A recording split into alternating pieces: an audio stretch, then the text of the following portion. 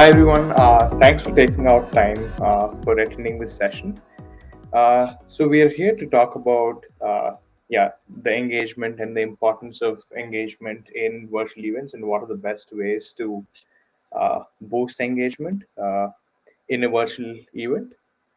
Yeah, so the first topic is so the first thing to cover in this is why is engagement really important for an event? I don't think that we really need to talk much about it. I think it's pretty obvious, and I think that's the primary reason all of us are here is because we believe that engagement is probably the most important component of a virtual event. Yeah, and the stats clearly show that, right? So 80% of the B2B marketing professionals believe that the event engagement is probably the most important KPI determining the success of an event. And yeah, for obvious reasons, that shows, yeah, it's pretty clear that the quality of the engagement obviously has a lot of impact in terms of the amount of time attendees end up spending on the platform and on the event, which obviously leads to better outcomes from a lead generation perspective, right? Obviously, you have a lot more data that you would have access to if your attendees spend more time at your event. And yeah, it obviously also leads to your increased brand awareness and which in turn means that you just have a lot more data about the attendees, and yeah, that obviously helps you with getting those participants the second time for your future events. Now, yeah, to go to the next step, now in terms of virtual events, yeah, this is one of the biggest problems that everyone's trying to solve, right? When you're talking about virtual events, there's just so many distractions because yeah, you're just sitting in the middle of a lot of things that are happening around you. You probably have like multiple tabs open, and there's just so many virtual events that are happening all the time. And yeah, and you have things like your emails and your people pinging you on Slack and so on and so forth. And obviously, once in a while, we all face the poor connectivity issues. So yeah, I think there's just so many things that are there to kind of distract you. But yeah, so I guess that's what makes planning an event and ensuring that you have enough engagement. That's what makes it more important to ensure you just plan it, yeah so that even with all these distractions the attendees still kind of pay attention to what you need to talk about or what you have to talk about. So yeah, so on that note, yeah, I'd just like to talk about some of the things that organizers can do to improve this engagement.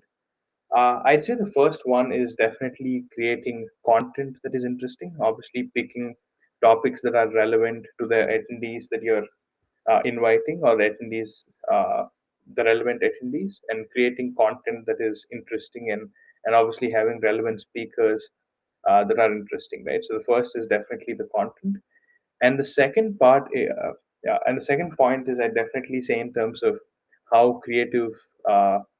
You are in terms of showcasing the content that you have, right? So it cannot be just uh, and in terms of how the content looks and the way you deliver the content is obviously incredibly important. And then just to mention some of the points before we kind of deep dive into them, the other ones are setting up interactive zones. So it just cannot be about the content and the speakers. It's also about what are the different zones and what are the other different kinds of interactions, uh, and the different kind of experiences that you can have uh, as a part of the whole virtual event experience. And yeah, you can use polls and surveys as a part of your content, integrated into your content, to ensure that yeah, it becomes more of a conversation and a two-way conversation than a monologue, wherein the speaker is just talking and the attendees are just listening. And then yeah, how you can use gamification, uh, organizing networking sessions, getting an influencer on board as a host, breakout sessions at regular intervals, and how you can use the social media buzz.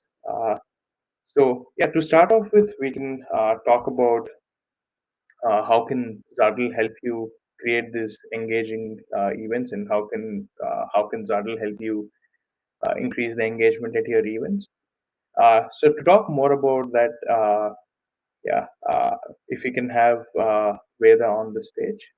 Hey, hi Bharath. Hi everyone. Thanks for having me.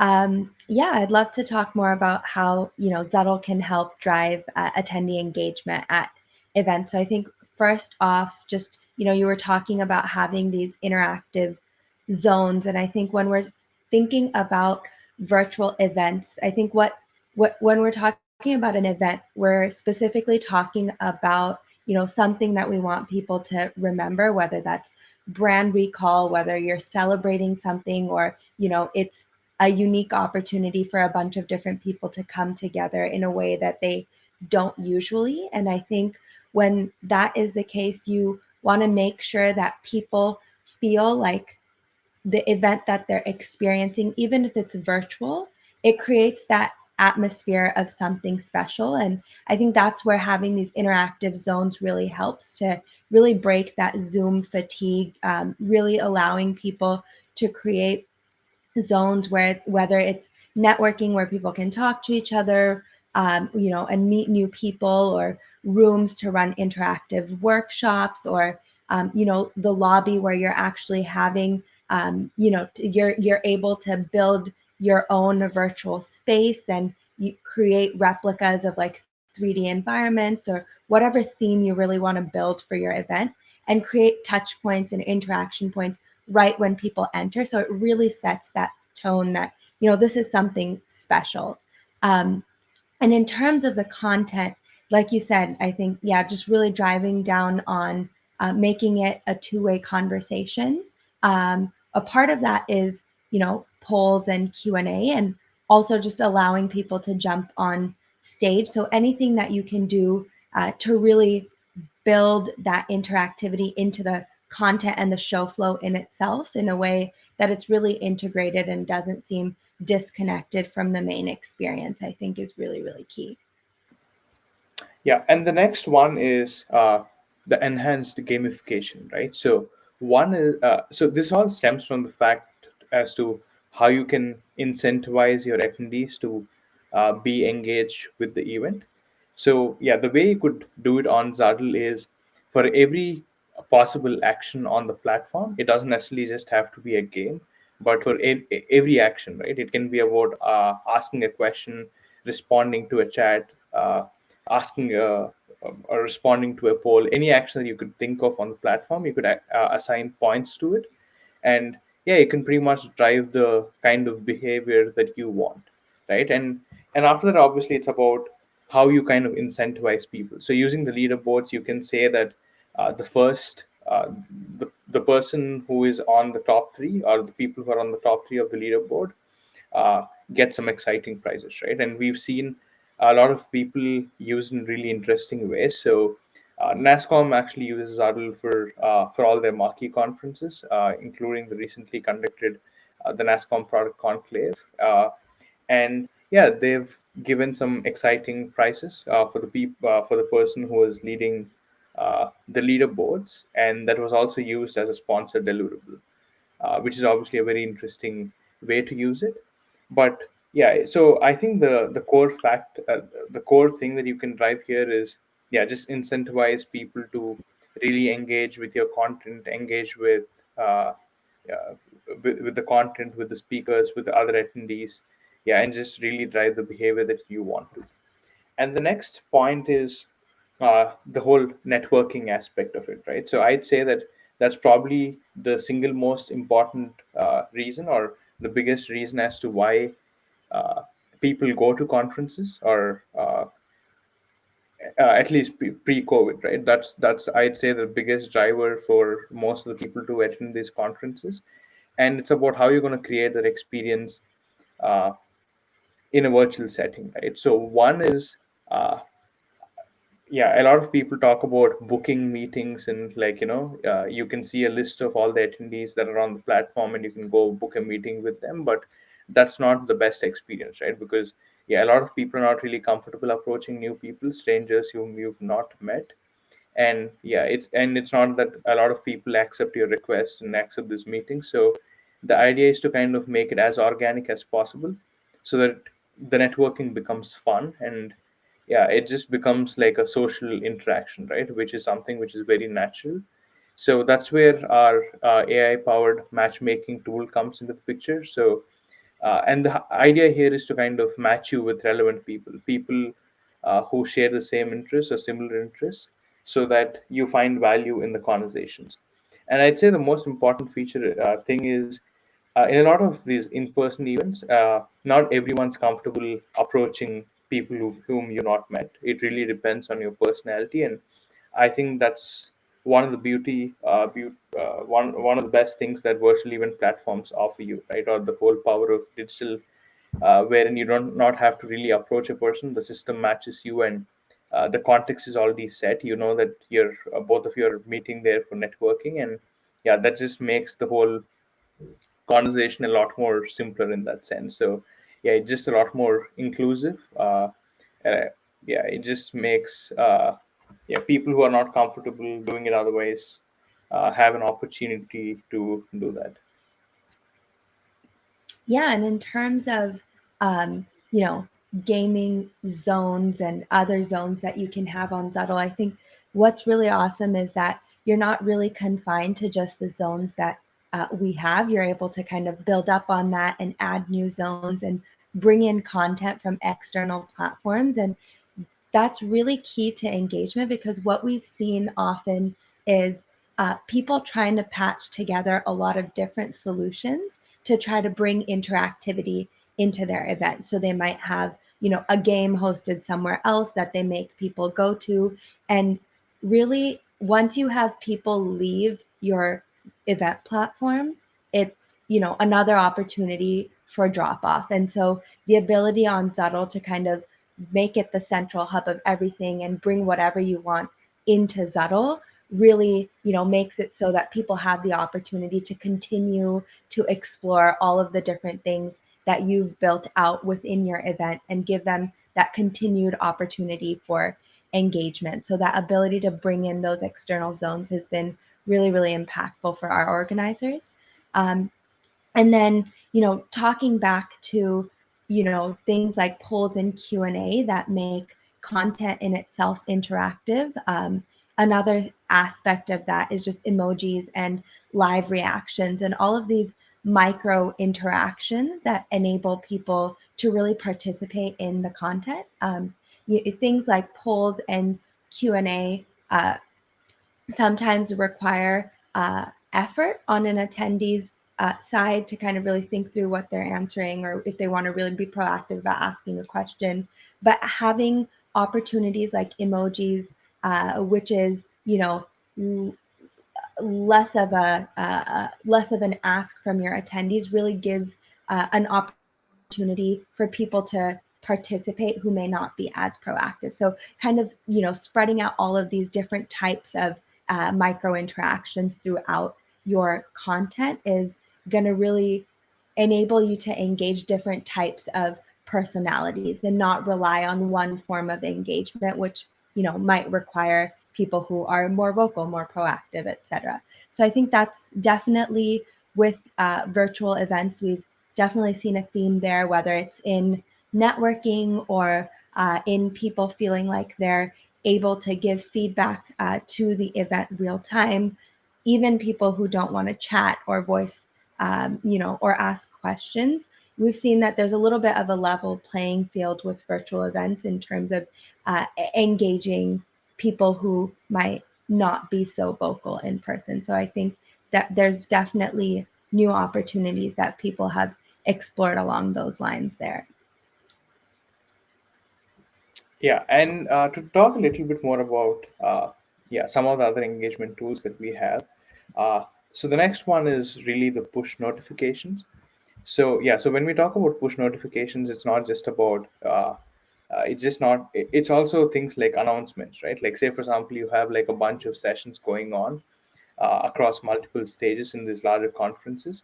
It's about how can you still ensure that you're letting your attendees know what are the most important sessions that you think that they should attend, and also to kind of include new interactions, right? Like say for example, if you open up a expo area, or if you open up a networking area, or if you open up a new area that wasn't present before, that you want to be active only for a predetermined period of time, you can obviously use the whole announcements and the notifications to let people know that uh, that there's a new zone that has opened up, right? And also obviously for things like polls or meeting requests or anything like that, the automated push notifications are obviously super helpful for attendees to ensure that they don't miss out on any action. And yeah, and also the other one is the live Q&A. So I'd say from a Q&A perspective, it's obviously not just about asking the questions using chat. It's also about enabling other attendees to upvote on the questions to ensure that the speakers know which one's the most popular question, so that they're able to kind of make more informed choices in terms of, yeah, just answering the question that most of the crowd resonate with. uh, so yeah, I think it's a great way for attendees to provide more feedback to the speakers.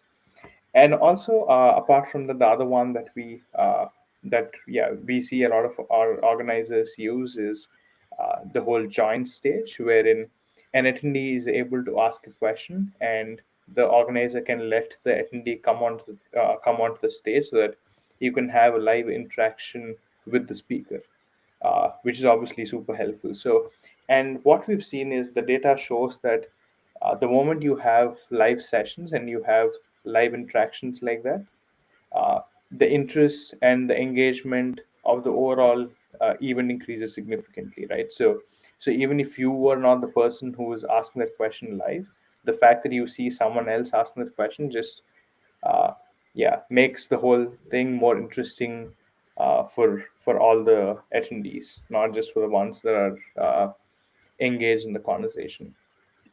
And it's definitely something that we've seen attendees talk about as well, in terms of, oh, is this a recorded session? It's always kind of like something that people are actively trying to figure out nowadays. In terms of, yeah, a couple of other things, I think what's really great with, being able to dynamically turn on zones, turn off zones, really restructure your event on the fly, is that you're able to take a look at these real-time analytics, see what's going on. If you want to push people to, let's say, the networking zone, you're able to see how many people are still, interacting in rooms or in the lobby, and based on that, and how you want to drive engagement, whether it's to certain sponsor booths or things like that, you're able to look at the real-time analytics and use the announcements and notifications and features like that to really guide attendee behavior to build on whatever your event goals are. And I think it ties back to leaderboards and all of the different customization you're able to do to build the right attendee behavior that works for your event goals. And you're able to use the analytics, and therefore, go back and make any changes you want to do to the leaderboard, or encourage people to go to zones that will earn them more points and things like that, to really create that dynamic experience. And um, something that, yeah, in all of this, something that's really, really important is making sure that it's accessible for people on mobile, this whole experience, whether that's a mobile app or a mobile web compatible web app. Just making sure that, given that, today a lot of people are used to the multitasking life, they're often on their phones, running around between errands, or still want to participate. Oftentimes it could be, oh, they're on a corporate device and they just want to participate from their phone instead. But making sure that that's an accessible experience is definitely really key to driving engagement, as we see, more and more people expecting that kind of experience. And I think, yeah, with that, we can talk a little bit more about how some of our organizers have used all of these features to really power their events. Microsoft is a great example of an internal events use case, which started off on Zuddl as, hosting a town hall. And what they were able to do there is, one, use the different zones in Zuddl to really mirror an in-person event that they would have done. And so they went all out in kind of using the lobby experience and the immersive experiences in Zuddl to really replicate an event venue that they had used before to host the same event, kind of to tug on those strings of nostalgia, and then use rooms to enable those interactive workshops, use the networking to really enable people to connect across all of the different teams. And this was a team of more than 3,000 employees, and they what they were really able to do with networking was have people connect across all different teams. They had interns that connected with their VPs and execs, and so that was an experience that they were able to really um, you know level the playing field and let people participate in the experience in a more inclusive way. And they really loved that experience to a point where they started doing these one-on-one networking sessions on a more recurring basis on Zuddl outside of these larger town hall events. So, enabling that type of interaction really kind of really, took their event, virtual event up a notch with enabling that kind of that spontaneous interaction that people were missing from in person. Yeah, and to talk a little bit more about how NASCOM used Zuddl for their product conclave. Uh, yeah, so they had about more than 10,000 attendees for this particular event, and as you can see in the images, one is yeah they've had more than 10 stages, about 10,000 attendees, more than 200 speakers as a part of this whole event. And one thing which was very important from them was, yeah, how can they kind of keep the audience engaged as it's a 4 day long event. And yeah, they've had some stellar speakers talking at the event, but also it's about the sponsor deliverables, right? It's about how can you ensure that the attendees are engaging with the content, and also with the sponsors, and the content that the sponsors have as a part of the event. So one important aspect of it is, you know, the whole immersive nature, or the whole immersive experience that they want to create for their event, right? So yeah, so they want to not look like a website. They want it to look more real, something which is more physical. So yeah, so that's the kind of experience and the whole visual appeal that they choose to go for. Now, apart from that, one really important aspect of these conferences is obviously the whole networking capabilities.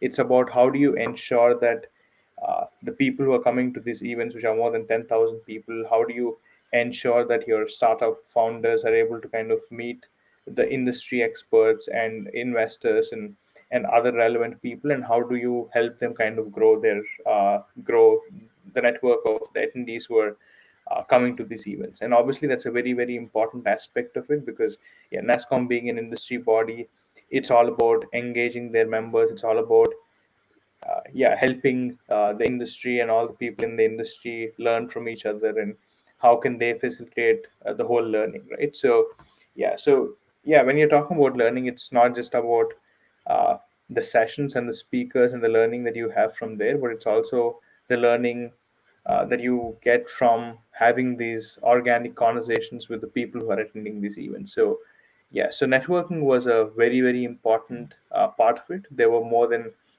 10,000 interactions or matches that happened as a part of the event, which is yeah, which is great to see that yeah, a lot of attendees love the whole functionality of networking, and just the way they're using the platform to yeah to just have those conversations and to build a network. And uh, Yeah, and another really interesting use case that we had on Zuddl was a hybrid event where there were speakers and attendees both in person and virtual.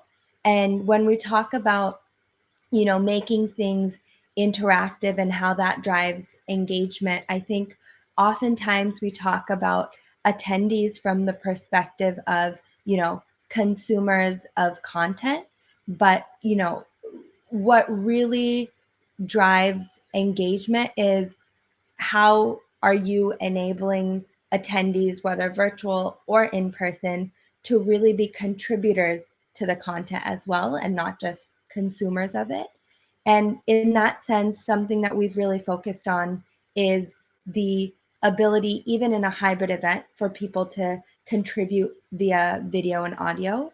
And I think one that we're able to enable that just from having that, sub-second latency on all of our video streams and having the experience for attendees or speakers virtually to use the join tab to join as virtual contributors, and they're able to be pulled in to physical sessions in person seamlessly. And a lot of times what people were having to do before was put together different solutions where if you had, virtual speakers, then you had to have them join a Zoom call somewhere, and then that Zoom call gets put on screen in person, on the LED wall and things like that. But the experience of people having to jump around different platforms, like, oh, I watched the event somewhere, but now it's my turn to talk and I have to go somewhere else, wasn't seamless. And again, every time you have someone leave your platform and go somewhere else is an opportunity for them to not come back. And that's not what you want. So yeah, try keeping, with the theme of keeping everything inside of Zuddl. That's what we've enabled with the virtual contributor use case inside Zuddl as well. And that's worked really well for hybrid events and really enabling that two-way communication even across that physical virtual divide. And I think, doubling down on that, that's more of what we're going to see, as we look to a world after the pandemic when people are already starting to plan more of these hybrid events, really thinking about what does engagement mean in a hybrid world, having attendees in person and attendees virtually. How do you still really even that playing field while still playing to the strengths of, both of those different media? And a huge part of that is going to be making sure that, attendees in person aren't like chatting about what's going on in person before people virtually are able to even, are even seeing what's going on. And so, it starts with the pushing the boundaries of video and streaming and making sure that that latency there is as low as possible, and then building all of that interactivity on top of that. So yeah, I think we're looking forward to some really exciting use cases for engagement, especially as, the world over the course of the next month is going to look really, really different with more and more hybrid events and people really pushing the boundary there than what we've seen before. With that, I think that's a wrap from us. Yeah, over to you guys. If anyone has any questions, we're happy to take. Someone asked, how long do one-on-one meetings at networking sessions last? Yeah, in Zuddl, that's actually configurable by the organizer. So it really depends on your use case. If you're trying to facilitate discussions that are a little bit more in depth, you might want to set it to like 10 or 15 minutes. The usual we see is like 3 to 5 minute sessions where, you just want people to be able to quickly connect and meet each other. And, they always have the opportunity to reach out to each other and schedule a longer conversation or chat with each other one-on-one if they really enjoyed their conversation with someone. Yeah, I'd say that as per the data, the sweet spot is between 3 to 5 minutes is what we usually see. Yeah, but like Veda mentioned, you can also always exchange your contact details as a part of the one-on-one networking, and yeah, you can continue the conversation in a private meeting uh, on Zuddl without really needing to go use any other platform. Awesome. Are there any other questions? But how do you think, hybrid and having more hybrid events, how do you think that's going to change the equation with, driving engagement?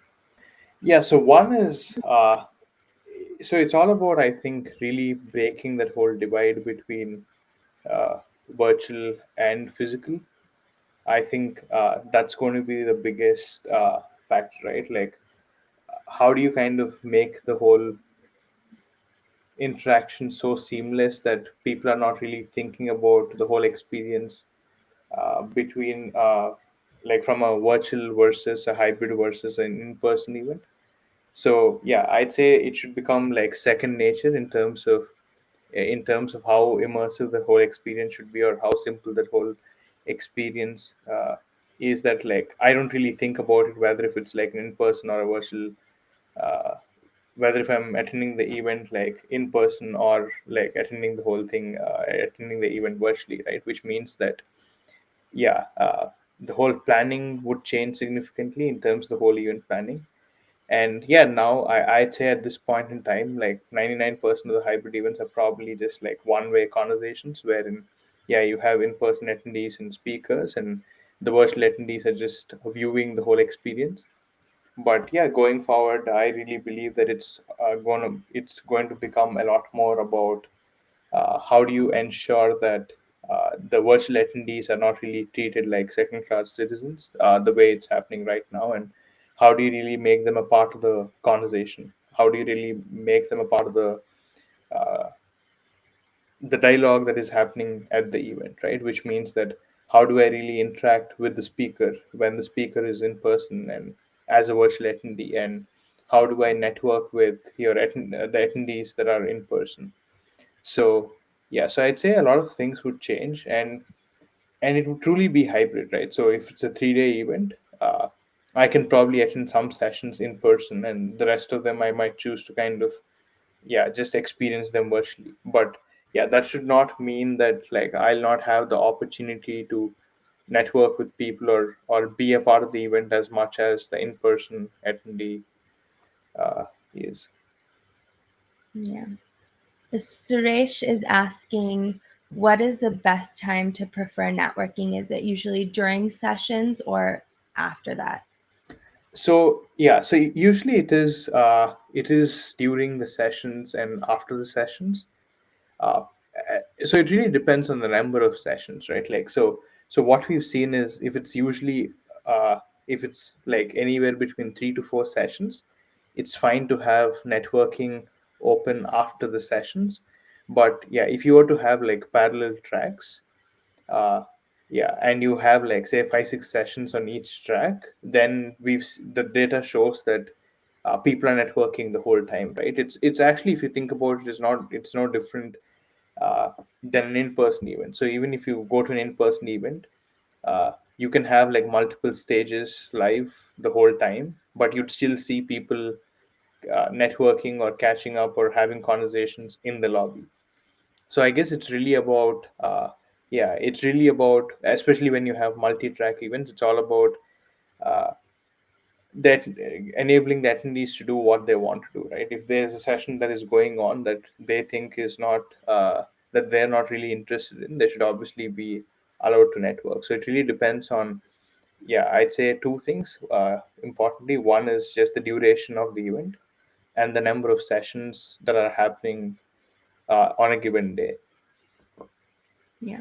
I think that's a great point you made in terms of, letting attendees do what they want to do. And I think we've seen that with some organizers who want to have really fine grained control over their attendee experience, and they really restrict what attendees can do and turn zones on and off only at, certain times. But I think definitely over the course of the last, couple of years, what happened is that with all of those distractions that we're talking about, really, controlling the attendee experience or trying to control the attendee experience down to that granularity often results in people just dropping off because they have other options, other tabs, other things that they can be doing virtually.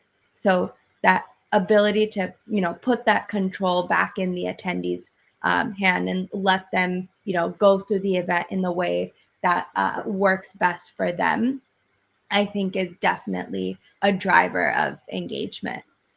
Another question we have is, Do you have any systems to reward something immediately to the attendees? Yeah, so we've seen some of our organizers do some really interesting things when it comes to this, right? So yeah, so you can use platforms like Hoppier and integrate it to our live dashboard, so that yeah, you say that you can set an X number of points, and then yeah, you can say that attendees uh, who have X number of points get some free coupons, right? That they can use to kind of order their lunch or snacks or any merchandise. So yeah, so there are interesting things that you could do with it, but I'd say the base the fundamental that you're really looking at is how do you really incentivize people, and that really depends on your audience, right? Like a medical conference is obviously a very different proposition compared to an internal company meet, to a conference that is for developers. So yeah, I guess it's about really finding what are the incentives that drive your attendees, and yeah, and as an organizer, doing things that really work for them. And as a platform, our job is to kind of ensure that we provide you the tools to be able to do that. And that's what the whole gamification does, right? So you're able to define points for every action, and how you configure it is absolutely up to you as an organizer. We have Varun asking, how does AI powered matchmaking work? Yeah, so at this point in time, it's really based on your interests and the content that you consume on Zuddl. So one is, yeah, just all the topics that you're interested in. The system matches you with people who have similar interests, and the other one is just your consumption pattern on the platform, right? So yeah, so say for example, if there were 10 sessions and we are interacting and we are engaged and we are watching the same sessions, it's obviously more likely that both of us are interested in some common topic, and yeah, the system recognizes that, and yeah, it matches us. But yeah, the fundamental that we're talking about here is it's based on similar interests. We have another question. Is it possible to continue one on one meetings even after the event is closed? Yeah, so that is completely up to the organizer. If the organizer wants to keep the platform live, even after the event is done, and if the organizer wants to keep the networking functionality open, yeah, that's possible on the platform. Awesome. I think that covers everything. Thanks for having us, everyone. We hope this was helpful or you gained some tidbits of some form. See you all next time. Thanks everyone for coming. So we're gonna have the networking session or the networking live right now after this session is done. So yeah, you can, in the meanwhile, you could go to the expo zone and yeah, just explore more of what Zargil can offer. Thanks everyone, have a great day.